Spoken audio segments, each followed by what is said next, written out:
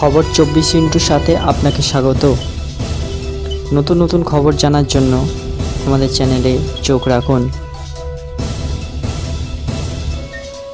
ফের জাতীয় সড়কে দুর্ঘটনার কবলে কুম্ভ ফেরত বাস।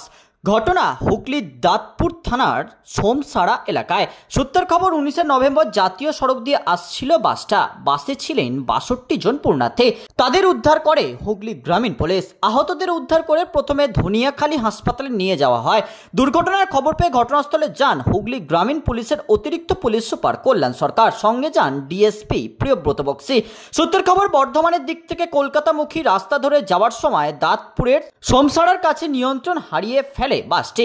দুটি রাস্তার মাঝে উল্টে যায়। বাস চালাতে চালাতে চালক ঘুমিয়ে পড়ার ফলে এ ঘটনা বলে প্রাথমিকভাবে অনুমান পুলিশের। সূত্রের খবর, উত্তর 24 পরগনার গাইঘাটা পুণ্যার্থীদের নিয়ে কুম্ভে গিয়েছিল বাসটি। সূত্রের খবর, 62 জন যাত্রীর মধ্যে 24 জন আহত হয়েছিলেন বলে প্রাথমিকভাবে জানা যাচ্ছে, কিন্তু তাদের মধ্যে 8 জনের অবস্থা আশঙ্কাজনক হওয়ায় ধনিয়াখালী হাসপাতাল থেকে কলকাতা চিকিৎসার জন্য পাঠিয়ে দেওয়া হয়। আহতদের মধ্যে কয়েকজনকে নিয়ে যাওয়া হয়েছিল চুঁচুড়া ইমামবাড়া জেলা হাসপাতালে। তাদের দেখতে হাসপাতালে আসেন বন উন্নয়ন নিগমের চেয়ারম্যান তথা সপ্তগ্রামের বিধায়ক তপন দাশগুপ্ত। আহতদের সঙ্গে বেশ কিছুক্ষণ কথাও বলেন তিনি। ব্যুরো রিপোর্ট, খবর 24।